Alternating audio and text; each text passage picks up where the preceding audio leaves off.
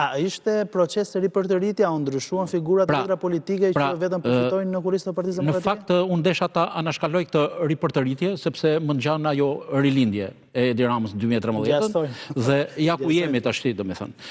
Rilindje e ripërtëritje është e njëjta filozofi në koncept, por në fakt nuk kanë asnjë gabim po ta analizosh ata dy liderë, se kanë dalë nga Partia e Punës dhe dy dekzimet, po ti shikosh, janë për të njëjtat qëllime, për të njëjtat interesa, pa rregulluar asgjë për të cilën kanë marrë votbesimin e tyre.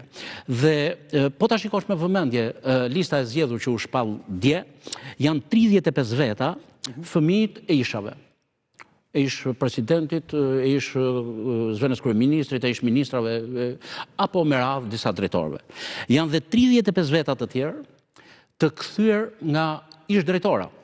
Ish drejtora aviacioni, ish drejtora hipoteke, ish drejtori aluizmit, ish drejtora të ndryshëm, zëvendës ministra apo edhe ministra. Ata që kanë patur pushtetin. Ata që kanë patur, të cilët janë kthyer në këtë këshill kombëtar.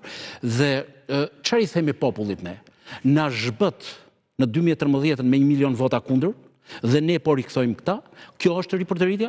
Sepse unë mendova, kur e hodhën këtë ripërtëritje, edhe pse nuk isha asnjë besim ka ajo, mendoja domethënë që zoti Berisha do shpalos një poshtë ideologjik drejt djathtës.